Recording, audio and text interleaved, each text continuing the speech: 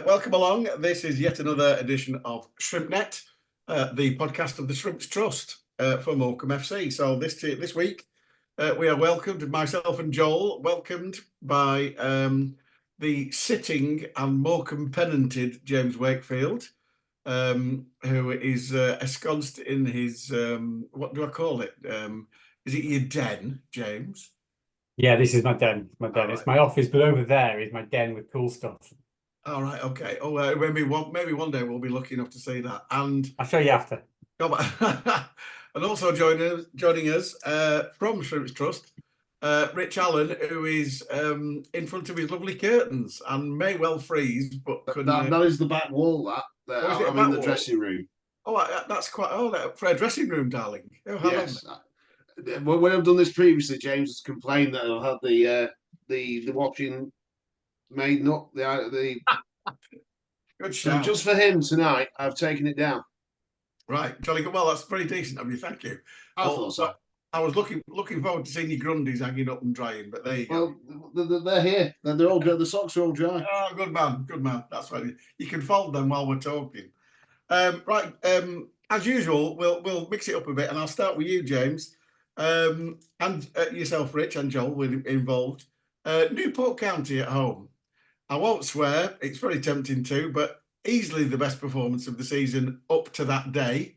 Fantastic for 90 minutes. Stuart Moore we won't talk about, but how the hell did we not get at least a point out of that, James? It was actually a game that I had to watch back because it was my anniversary on Saturday and I got dragged into London to see the Phantom of the Opera. So I was going through absolute personal hell at 3 o'clock and not watching Newport against Morecambe. But I watched it back. I thought it was great progress on the previous games. Completely agree. We deserved a goal. And it's just a shame that who wants to be a goalkeeper? You know, you never get noticed if you make a mistake at right wing or even left back. But as a goalkeeper, you make a big mistake, it's everything. So honestly, feel for Stu. Should have got more out of that game, but it's real progress. And I think those of us who are really watching the games and really taking an interest, you can see each game there's incremental improvement, and I'll take that. Gutted that we lost, gutted that Aaron scored the goal, but what can you do? And it was two things, Rich. First of all, Aaron, it was obviously going to be Aaron scoring the goal, but he didn't celebrate. And secondly, he got substituted with about 8 or 9 minutes left and got a standard ovation off most people in the ground, which was lovely to see. 7 years with us. He's obviously a club legend. He hasn't forgotten it. And it was lovely to see him again and have a quick word with him afterwards. But it had to be Aaron, didn't it? Yeah. Well, let's be honest, he don't want to be there, does he? He wants to be back up here, but the geography doesn't really work out for him. And I'm sure he'd love to play under Derek as well. They got on so well the first time, but we kind of are where we are, really. Unfortunately, I couldn't watch it either. I was with my little girl, and my minute by minute updates from one Joel shooter were severely lacking, so I had to watch it back myself. It's getting there. We've played 3 or 4 of the teams that you're going to be expecting to be somewhere in the top 8, top 9 this season, and there were edgy 1-0 defeats that could have gone either way, and it's just we don't want to go into the whole ownership stuff and the problems that we have. But every season we sign 20 new players, and it just takes time for them to gel and for people to know where people are running, for people to get used to the shape, for things that's going on. And you can see that with every game there's movement forward. That I put it on Twitter myself. We're just giving people an August head start. We'll start on the 1st of September. It's fine. It's an 8-month season for us, or whatever it works out as. But we'll give the people the top 9-10 point starts. Easy, not a problem. Well, it's a 42 game season starting at Crewe, isn't it, Joel? No, exactly. I think like Rich and James have said, it's been you can see the work in progress. I think last week we were talking about how we've been getting into good areas, but not quite having that little finishing touch to actually create those actual proper shooting opportunities. But I think against Newport we did start to see those shooting opportunities. I think it's something like 18, 19 shots, which alone is the same as the amount of shots we had in the first 3 league games combined. So you can see where the kind of real jump in performance is against Newport. We're actually getting into those we're taking those promising positions, and we're actually turning them into proper goal scoring opportunities and forcing the keeper to work. And Nick Townsend in the Newport net, he did have to work, and he made some really, really good saves. And on another day, maybe keeper's not maybe he's not in such good form when we managed to nick a couple. So yeah, it's unfortunate, but you can see the progress, and as I'm sure we're going to come on to in a minute with Wigan on Tuesday night.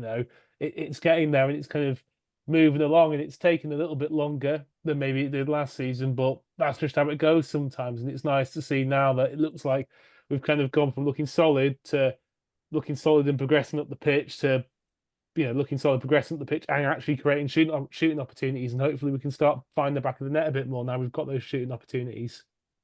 I was a little bit gutted for Alan Hope because I've got a couple of people, my brother and Yoza both stand on the Berlin Wall and were in line with the free kick and said we were all complaining in the Halo Terrace that they didn't look like either Stott or Hallam Hope were offside, and they confirmed it was actually Jan stood offside as soon as the ball was kicked. He's taken the he's taken the Farron Rawson role for this season. Yes, yeah, exactly.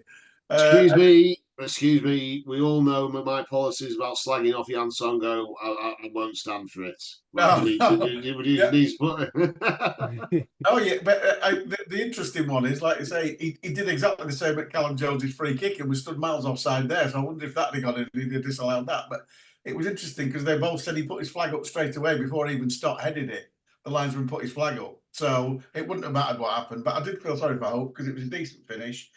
As you've already touched on, Nick Townsend had an absolute worldie in net. That one from the left foot that rebounded to Guillaume. Dear Lord, what does it? Guillaume must be thinking, what do I have to do to score? He was untouchable on the day. I was also impressed with Callum Jones. I thought he broke up play brilliantly and turned them numerous times. And obviously there was just the start. Obviously, you two having watched it again. I only saw it the once, but there was just the start of a burgeoning nice little partnership between McAdam and Jones of one stay, one go. And I just like the look of that. I thought because Callum Jones, he seems to have matured as a player, and hopefully he can be important for us this season. But moving on to Wigan on Tuesday night, 8 changes, James. Wigan had loads of. It was a typical Derek Ball performance. Wigan had 80% or more of the actual possession, but we scored the goals. I managed to mute myself there. Yeah, absolutely. I thought it was a really good performance. We made as many changes as they did, but we've got quite a tight squad, and none of the names are unfamiliar because it's a smaller squad, and I think in games where two teams make a lot of changes, the team with a smaller squad has an advantage because they are tighter and they're more used to playing in different formations and trying out different things. Really, really good. Absolute classic. I hate to use the phrase because he probably doesn't like it, but classic Derek Ball. But if you're away from home against a big League One side, that's exactly what you want to play. And we got the result, and that's very helpful. So good to see, and good to see goals as well for two players who yet to register for the club, and that'll give them confidence going into Saturday and the rest of the season. And the opening goal, Rich, created by Mr. McAdam and finished beautifully by Mr. McAdam after the longest 1-2 in history with Ben Tollett. I don't want to curse this amazing side that we have, but it really did remind me of when we got promoted, that goal. Playing back to front, breaking back the red arrows, going, starting from our own box, straight up there and putting it in the back of the net with very few passes. It's football I like to see, fast, powerful, attacking play, and it was a great finish by Harvey at the top end. And then building on the rest of it as well is that we also have to have a look at the defence here. We've conceded 5 goals, 2 of which are goalkeeping howlers. One's a penalty that was arguable, and then the other 2 were okay goals. If you think we've only really conceded 2 goals from proper goals in 5 games, there's a lot there to build on. I thought that Lee Angol's run all day for every time he's gone out for us, and he finally gets a bit of luck with their right back falling on his backside. So yeah, the building blocks are there, aren't they? Funny, I'll agree with you on that one because I was actually on Facebook basically saying if that was a penalty, my auntie's my uncle, because Adam Lewis got the ball and their lad kicked his foot, and I've seen it back and I've seen it back again, and I'm not, and there's no way it's a foul. But as you've already said, Rich, we got that little bit of luck because within 90 seconds their comedy right back decided he'd do some sort of clown shoe type fall over and Angol with a decent finish. And you look at it, Joel, like that, and it's the first piece of luck we've had. But it strangely, like I say, despite the lack of possession, we created as many chances as Wigan. I think we created better chances than Wigan, to be honest. I think when we talk about Derek Ball, I know some people use the term maybe a little bit of a derogatory edge to it, to say it means kind of shithousing and having no possession and just sitting with your backs to the wall. But I think for me, it's all what a lot of it is about is making the most out of the possession that you have. And I think 3 best chances of the night that weren't the penalty all were ours. Obviously, one of them has come from a mistake, but that's worth mentioning. But the first goal and then Harrock's chance as well, that was a really good chance, and that was something that we created. It was a good bit first to Adam Lewis. It was a good bit of quick thinking when the ball kind of pinged about in midfield to swipe it over the top with his wrong foot when Wigan have committed a couple of players at the pitch, and when you got somebody like Angol to hammer people down, then it's helpful. And bless Caden Harrock, he's done so well to bring the ball down and sell his man with a little nutmeg. And then when it's come to actually finishing it off, it seems like he's got a bit of a nosebleed and just swiped it with his laces. And it was probably there just for a nice side foot into the top corner. But, at the end of the day, it didn't matter. We got the result. Again, a really solid performance. I think we were good defensively. I think Rich makes a good point as well about the goals we're conceding. It's not like we're being cut apart, really. Like, if we look at the goals, maybe we could have been a bit. I'd say probably the most disappointing goal is probably, well, aside from the Huddersfield game, but that was a bit of a write-off. But from the other games, I'd say the most disappointing goal is probably the opening. Well, that's not from a kind of defensive perspective. It's probably that first goal away at Walsall, where maybe we could have been a bit sharper to the ball bouncing around and a bit quicker and more aggressive to kind of get on top of it and clear it. But at the end of the day, it's still a great first touch and a great hit. Look at the other ones, goalkeeping error against Doncaster. Gillingham, it happens because Gillingham's cross shot that went in and stayed in, and I wouldn't even. It was more the fact that Nolan tried to volley the ball back towards goal, sliced it completely, and it looked, for all intents and purposes, like it was going out for a goal kick, and then it just kind of swerves and stays in. There've been weird goals to concede a lot of the time, so I'm pretty happy from a defensive point of view, and now we're kind of actually grooving and creating more presentable opportunities. It's really positive. And just a quick word on Callum Jones, actually. Now, you mentioned him earlier. I think one of the things I felt when he had his first loan spell with us was you could obviously see he's a good footballer. Like, I don't think there was any doubt about that. But it looked like he was kind of drowned out in midfield. It wasn't really getting his foot on the ball. He wasn't really affecting and impacting the game. But obviously, like you say, he's gone away, he's matured a bit, and he's got stuck in with some really, really aggressive and hard-working bits of defensive work. But then as well, on the ball, showed decisiveness, a bit of quality to kind of get the ball forward. Yeah, he's been caught a couple of times, but you do at points want your players to take a little bit of a risk, try and turn the man, try and open up that little bit of space, and he's been successful on that on quite a few occasions and helped progress us at the pitch. So it's really pleasing to see how he's come on in the past couple of years, and now he's come back in. He's doing a really good job. It's interesting to see that on a rival podcast that's run by many Premier League football stars, we're saying about what the most expensive position is to buy footballers for nowadays. And whereas it would have been your number 10s, your Gary Linekers, your Ronaldos, and all the rest of it, now it's actually your 6 and 8s that command the highest transfer fees. So, and these people need to get to the experience places, other places, before they're any use in those positions. And Callum's got those games under his belt now, hasn't he? Yeah, I think that's a fair point, and it's an important position. And it's, if you look at the decent teams like Liverpool and Manchester City in the Premier League, obviously way above us, but they've got really, really quality players in both of those 6 and 8 positions. I mean, obviously, Rodri and Kevin De Bruyne, it's like, bloody hell, They're two fantastic players, but it's the same all over, Rich. It's a fair point. The good thing is, and I know you've made the point there yourself, the fact that we got so many players with minutes, and James, you made the point, the fact that people have got minutes, they've got minutes against Huddersfield, they've got minutes in the Bristol Street Trophy against Wigan, and it augurs well because people can just, if we get injuries, they can just step in and they're ready, James. Yeah, and that's the massive benefit of having a smaller squad where I think everybody believes they're going to get a chance, and they're going to be on the verge of getting a chance. And the other thing that Derek has done consistently through his career is, if one player wins their opportunity and steps in, then when somebody else comes back, they don't get straight back in the team.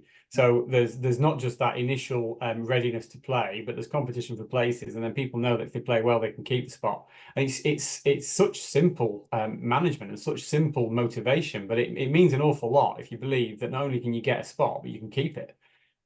So I think, you know, the disadvantages of a smaller squad are you're more at risk of injuries, and other clubs have got more options, but you know, motivation in a smaller squad is greater, and that's a big deal.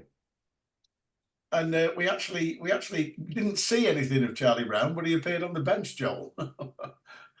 Yeah, I mean, we all saw at the back end, the kind of second half of last season, that he's a player who's skillful and has got something to offer. Hopefully, he is able to find a place in Derek's plans, because there's definitely a player there. It's a shame that it hasn't worked out for whatever reason so far this season. But yeah, we just kind of have to, look, Derek's picking the team to suit a certain way of playing and a certain idea for how he wants things to work on the pitch. And at the end, players are funny things, and they work differently under different managers. And that's not to say somebody's a good player, somebody's a bad player, or somebody's a good manager and somebody's a bad manager. There's people gel differently. Players, how many players have we had under Derek who've gone to other clubs and other clubs say they're useless and blah blah blah and everything? They've come under Derek and then, done a great job for him. And yeah, people, in football, it's stylistic. It's people have got their different ticks and different systems they work better under. And for whatever reason, maybe it's not quite matching up with Charlie at the moment, or maybe there is a role for him to come into. So hopefully, if there is something, we are able to find him, because at the end of the day, he is a quality player and could potentially offer something. But yeah, we'll just have to wait and see how things turn out, really, I suppose, with that one. And Rich, I'll come to you now. Obviously, just voted in the new Shrimps Trust. Do I call them board or committee, or what do I call them? So you've just had the elections, and obviously a new chairperson in Tanya Ellsworth, who obviously sadly can't be with us tonight, but hopefully will come on in the future. Tell us how things are going with the trust then. It's going from strength to strength. Well, I've obviously taken a step back, so I can actually see my family and do my job, which is, sure, it comes first, and other people have stepped into the breach to take their turn. We've got Tanya and Pat running as chair and vice chair. We've got and then James Main and Matt Newson that's doing the secretary role.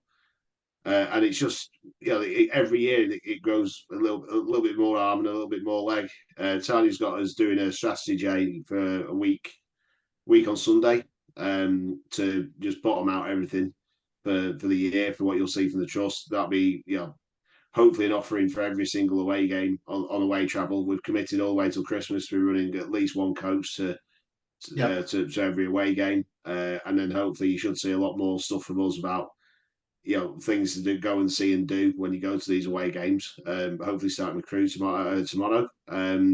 We've done a lot of work with Lizzie Collins that James will probably mention shortly, that he's done as well. Liaising with, well, you've probably seen me in a few other podcasts with Kieran Maguire and all the rest of the Price of Football and all that. More socials are happening out there. We've just got all the money in for the GoFundMe, which is nearly £30,000 we've got together for the fighting fund for the club moving forward on that side of things. So yeah, the trust is going from strength to strength with Joel's podcast as well that we run each week. Yeah, we're doing all right, aren't we? Really, it's to add to that, we've scored the first 2 goals of the season, so everything in the garden at the moment's quite rosy, James.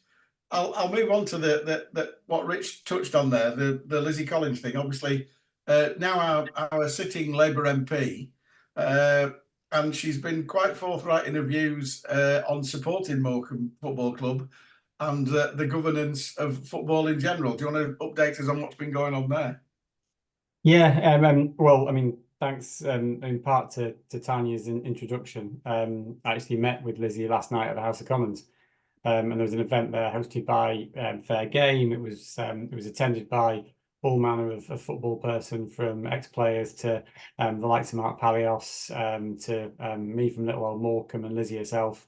And it was a good event, but what was more encouraging was just being able to chat to her and talk about football, talk about the need for the regulator, talk about her commitment to things, and really get that mutual understanding of the fact that, as much as we're both from Morecambe and care deeply about Morecambe Football Club, the demand and the need for a regulator is much bigger than Morecambe or any other town or city in the country. It's preventing the situation that we've almost found ourselves in over the last couple of years, but other clubs have actually found themselves in up and down the country, from ever being a structural fact of life. And at the moment in football, clubs going bust because everybody's forced to gamble in a casino that they can't afford to be in, because the structure is not working. That just doesn't work for any town. So it was lovely to see Lizzie down in London. Really encouraging to hear her speak. She's very honest, very sort of frank about what she understands and doesn't understand, and the fact that she's new to Westminster, she's new to being an MP, and there's a huge amount for her to get her head around. So I mean, I honestly can't speak highly enough of her authentic and sincere desire to see things done right for football and for Morecambe, but also her openness and honesty about what she does and doesn't understand. So honestly, I'm really encouraged. I'm not going to speak anything about her predecessor. I'm just really pleased we've got somebody as the MP for Morecambe who cares, who is engaged with the football club, and who sees the bigger picture. And one thing we agreed last night is that the challenges that football's got are something of a microcosm that for the things that I think the whole country has got in terms of challenges. A lack of regulation, too much emphasis on the needs of the haves versus the have-nots, not enough understanding of those who can pay to shout loudest being heard first, and all those things. Then that's not just football, that's society. So maybe there's a chance that the bringing about the football regulator and the introduction of that could be something which is heard beyond just football, because it could be something that sets a bit of a precedent, sets an example. But just very encouraged that we've got Lizzie as MP, very encouraged that she's engaged with the football club, and I think there's a higher chance of this regulator being brought in and having teeth than at any point in the last 2 or 3 years. Yeah, it does sound very hopeful that they've got a lot of irons in the fire of the current government, and they're trying to put things in place as you've said, to, shall we say, make. I think the last incumbents of the government position were very much let people run it as they see fit with lots of things, and I think there needs to be a little bit of for instance, completely off. The rumor is they're going to give Ofwat some teeth, which would be great for what's going on with the water system, etc., etc. And I sincerely hope that they are true to the word and do put something in place for this, because obviously, as you touched on there, we've had the Joseph Carla, we've had Diego Lemos, we've had Saab, etc., etc. We know what's going on in the background with that now, and obviously nothing is currently happening. But it's nice to think that we might be in a situation pretty quickly where we will be seeing somebody with teeth coming in and saying, right, okay, we're going to make this far more stringent than it already is. Because as it stands, Rich, there are too many people out there who have had particularly interested in lower league clubs and non-league clubs who are just doing it to exploitative. People have written books about it, to be frank. There's we're incredibly fortunate to have people like James, Rod, Charlie, Graham, and the gang running the club, because without them we'd have gone a while ago, I would have thought. But you just have to look what's happening higher up the pyramids. You know, there's gambling companies which have got varying ties to spot regimes all over the show. Yeah, money laundering accusations left, right, and centre. Yeah, this is our national game, and yeah, and a football club like Morecambe and the other 92 above us, the other 91 above us, and the other 912 beneath us. They're all part of a community, and yeah, I keep on saying it every time I get on my soapbox about this. Football isn't about the 11 people that kick a ball around on a Saturday. It's about us lot, frankly, meeting in the bar beforehand, having a drink, the social aspects of it, the bonds you make. That I've known you, Dave, for going the game for 30 years or so. That's what football is, and we've got to protect it. Yeah, you're absolutely right. Go on, James. I was just going to say, and to anybody who's listening to this who thinks that the focus, the emphasis isn't being placed on Morecambe, it absolutely is. I mean, that's been where countless hours have been spent by the trust and by the board over the course of the last couple of years, and for years and years before, long before I got involved. But I think the reality is that our ownership challenges, let's call them that, they're not the root cause of the problem. They're just a symptom of a structure that doesn't work. And so on the one hand, we spend all of our time trying to resolve the ownership situation of Morecambe so that we can not just survive, but hopefully thrive under the current structure. On the other hand, it'd be downright irresponsible not to be shouting and screaming, saying the structure doesn't work. It doesn't work. And we might be fine in a year, but somebody else will be in the mire. And then we might be back in the mire in 3 or 4 years, 5 years' time. And that's the key thing to this. So all of our focus goes on Morecambe today, Morecambe tomorrow, Morecambe this week, this month, this year. But it's only responsible and fair to think, well, yeah, but let's also just make some noise and try and prevent any club from needing to be in this situation, because it's broken. It doesn't work, and it needs to be fixed. And so I'm going to leave that park that, as they say. I've heard that on other podcasts, and I thought, oh, I'll use that. And usually I'm crap at parking, so all my missus thinks I am. So obviously we've got a pretty big game coming up on Saturday, Joel. Crewe away. Not been the best of hunting grounds, although last season we somehow managed to go from 2-0 down to 3-2 up in the blink of an eye. I'm hoping for more of that, Joel. Slew. Yeah, hopefully a bit more sleep. Actually, I mean, it's weird with Crewe because for a long time it has been starred on my mind as a horrible place and a terrible place to go because of the 6-0 and the 5-0 or whatever. But actually, our last 2 visits there, we won 3-1 and 3-2. Yeah. So maybe things have turned around a little bit. And yeah, the last visit there was obviously very dramatic.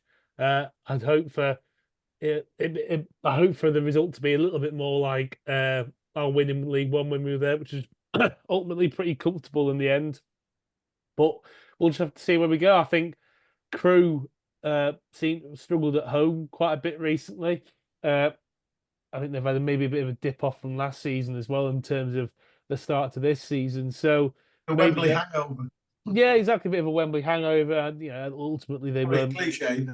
Yeah, and they weren't particularly impressive at Wembley. They were pretty comfortably, deservedly beaten by Crawley, and started pretty poorly. They've had a bit of a honker of a result against Chesterfield as well. So but you never know what team's going to turn up on the day. We know they've got a couple of good players in Ryan Cooney and James Connolly, who I thought I was a cracking signing for Crewe, but obviously they've not quite kicked on just as of yet. But it's early in the season, you're never quite sure when a team might click and when a team might start to gel. But obviously through that at the back end of last season, the start of this, Crewe's form hasn't been amazing, and particularly at home they have struggled. So maybe it is a bit of a chance to get a couple of goals and some points on the board, and hopefully take a bit of that goal scoring form from the Wigan game on Tuesday night. Yeah, hopefully everything that Guion hits will fly in the top corner rather than having he deserves it. Some keeper having the game of his life against us, which seems to be the way with him at the moment. But never mind. Couple of things.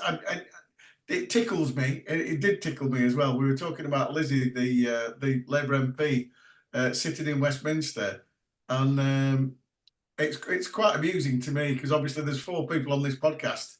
And as you said, 2 admitted you weren't at the game, but Lizzie was. She was actually there. So it was nice to see her as well. So, I mean, she was in a posh box, but I mean, I suppose the prawn sandwiches are allowed if you're a member of Parliament, I suppose, aren't they? So, and the follow on to that is obviously, I'll pick up what Joel said there. Ryan Cooney, always good to see Ryan, always gave his all for us. Obviously, a brilliant signing again by Derek and some fantastic performances. He was wholehearted, was Ryan, wasn't he? And he still is like that. And I know he scored a penalty for Crewe this season already. I look back and I think, if you know, he was in our side when we missed every single bloody penalty we ever had, didn't he, Joel? Why did he not take him? To be fair, in fairness, I think he's a lot of his time with Morecambe coincided with Adam Phillips. It was pretty lethal from the spot. I think it was a couple of years before that when I remember it was a couple of years ago when we had 5 penalties in one season and we missed 4, which was literally an inversion of how many usually get scored. Usually about 80% of penalties get scored. And we managed to miss 80% of penalties in the 18-19 season. But yeah, no, Cooney, good penalty taker. That was when refs were giving actual penalties at the Mazuma, and we were all groaning, saying, "Can we not have a corner?" Yeah, no, yeah, we took it all for granted back then, didn't we? But yeah, no, Cooney obviously Wembley Legends did a great job. Still not entirely sure if Corey Blackett Taylor's made it out of his back pocket from that Tranmere playoff leg, but yeah, hopefully good to see him doing a decent job at Crewe, but obviously, hopefully, he has an absolute howler on Saturday. Sorry, Ryan. Yeah, no, let's hope so. My favourite Ryan Cooney moment was when Donald Love sadly got hooked at Burton away, and Ryan came on. And at that point, Donald Love was not the most popular player with the fans, and thankfully, he massively redeemed himself and became an absolute legend for us and played brilliantly after that. Having been written off, remember, fans, players that you write off often come back and make you regret it. But I remember Ryan coming on, and the first thing he did was tackle a puddle, and he slid into the corner just in front of the Morecambe fans. Barely got the ball, slid off the pitch. The ball stayed on, and then one of their players got it. But the fact that he showed the commitment to tackle this massive deep puddle got a massive cheer from the Morecambe fans, and I felt like that's a classic case of a player that can't do anything right at that point, Donald Love, and a player that can't do anything wrong at that point, Ryan Cooney. Yeah, good story. I like it. So looking at the bigger picture, Rich, I'll come back to you now. The Shrimp sort of made a commitment to Christmas to supply coach travel, or whether it be down to a minibus, I don't know. But coach travel, how's it going for the Crewe game? We've still got spaces available, and we'll do our best to make sure that anybody that wants to go can go. We're very keen that as a trust we're going to get every away fan that wants to go to an away game, given that they give us more than 48 hours notice, that we'll find a way of getting them down there. It's been something that the trust has been harangued for every AGM and every meeting we've ever had, that we need to run travel, we need to run travel, we need to run travel. So finally we are now running travel, and we've probably it's washing its face, but we do need people to support it. It will be there for every away game up until Christmas. It will. Yeah, I can't sit here and say it will be there for every game until the end of the season, but that is our aim. That is what myself and Pat have championed ourselves with making sure that we can provide. So there's an offering for everybody in the area that wants to go to the away game that can at a rate which is as cheap as what we possibly can. Yeah, we're not making much money, if any, off all of it. We're trying to run it as close to as being a breaking even as we can, and we need people to back it and support it. It's obviously insured, it's obviously safe. We want families on board with it, and please help us and back it. And I understand poor old Pat Stiles is running the Poison Chalice. He's responsible, is that right? I do enjoy the fact that he's got an alcohol-free lager on every single one that he gets on, to remind him what the good times used to feel like when of how he used to travel. But yes, it's just great to see everybody putting their hand up to do something around, be it away travel, be it litter picking, be it putting the cones out. the community around the club that is that's there is absolutely fantastic. There's one person that I said I had to mention. Matty Newsom has finally got the Memorial Garden over the line, and it breaks ground. I think it's next week. I think it's Monday or Tuesday. That's been a millstone around our neck for 3 or 4 years because obviously the COVID issues. Yeah, he really does deserve a lot of credit for what's going on with that as well. But yeah, we are moving forward. I think Quinny will be chuffed with that as well, because obviously Quinny's been a big backer of that from Radio Lancs. But he'll probably obviously be doing commentary this weekend. He might well mention it if we're actually finally getting it over the line. So that's great news. James, I'll come to you. The usual question, I asked it Charlie last week. Any news on the takeover? No, none whatsoever. Doesn't mean it's gone backwards, but there's been no forward progress in the last 7 days. No, that's fair enough. Obviously, you see what happens. Quite rightly, there's the speculation. Speculation becomes the rumor mill on social media, and it's like nothing's happening. That means, and then everybody jumps on it, and it's like, well, it doesn't necessarily mean that, does it? It can still be quietly ticking behind the curtain. We don't know what's going on, and you might be in the same boat, James. No, we get updates of sorts. There are lawyers speaking to lawyers. There's paperwork going back and forth, but I'm not interested in anything other than meaningful progress. I'm not interested in anything other than something that actually is tangible and I can personally take confidence in. So it's not gone backwards, genuinely. It's not gone forwards either in the last 7 days, as far as I'm aware. And if anybody's ever asked me a question about it, I've never been anything other than honest. And I'm only interested in one thing, and on Saturday, that's Crewe and Guion finally bloody scoring, Joel. Yeah, be about time when he's deserved it. And he put on such a good performance against whoever we played. Newport, that's it. Last Saturday. He was untouched. Thwarted by Nick Townsend, and he's a fantastic player. He's probably a bit above the level, and he is somebody that has ultimately got goals and he can beat his man so effectively a lot of the time. So hopefully it clicks because he's been putting a lot of hard work this season, and hopefully the goals will start flying. And we got a 6'7", 21-year-old new option as well, which is going to be exciting to see. I remember, I think he came on with about 5 or 10 minutes to go at the Salford game at home last year. And he came on, and the smallest human in the world was stood next to him. I've got a photo of it somewhere on the phone. It's like 6'7" and 5'4". It might have been Donald Love, actually. Possibly was. But it was a scuffle at the end, which Donald Love basically caused by. I'm not going to say he pulled his hair, but he basically did. And Marcus, when he was first chatting to Matt, said, "Did I get involved in that?" I think he probably did, which shows that he was committed to his teammates, which is exactly what we want. Yeah, especially if he goes through a puddle. Well, just on his height, I'm told he's actually more one to use his feet a bit more. Despite the tall height and same height as I'm sure was deliberately alluded to in Matt's little teaser announcement, the same height and shape as General Grievous. But that's some comparison, that. Hopefully he's not to limbs. Strangely enough, I was at a meeting earlier in the week for the Former Players Association, and Les Taylor, bless him, said, I met Mr. Dackers on Saturday. I went, "Oh, what was he like?" And he went, "The nicest lad I think I've ever met in football. Oh, what a lovely, lovely lad." And I went, "Oh, that augurs well." And he went, No, I like my centre forwards horrible." But that's like me in centre halves, that. Yeah, well, yeah, exactly. But we'll see. We shall see.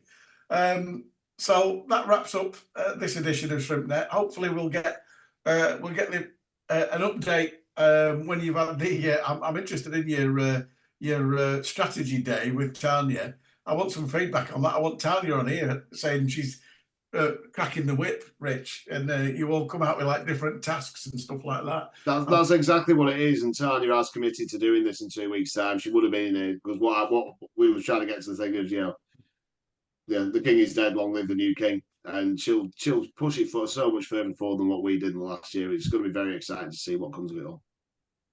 Good. She's a handy little right winger, is Tanya, as well. She plays walking football with us during the winter, but she doesn't play in the summer because she plays cricket. I'm like, bloody hellfire, she's all action. So she's I like don't know where Rachel. she gets the energy from. I've told her that before. I know, she's like Rachel Hayhoe Flint. She's like, she's everywhere. But anyway, there you go. Thanks to James for the update, as always. Joel, for your insight, and Rich, very kind of you to come on. Do come on again and tell us if Tanya's got you. I've just got this picture in my head of you all on a Roman galleon, and she's there banging the drum while you're all rowing as fast as you can. And I want to keep that and stick with it. So this has been ShrimpNet. Join us next week when hopefully we will keep scoring goals and we will have a decent performance. And hopefully the Mornflake Stadium will be in mourning on Sunday. That's as bad as any Gary Lineker's match of the day puns. Thanks for watching or listening.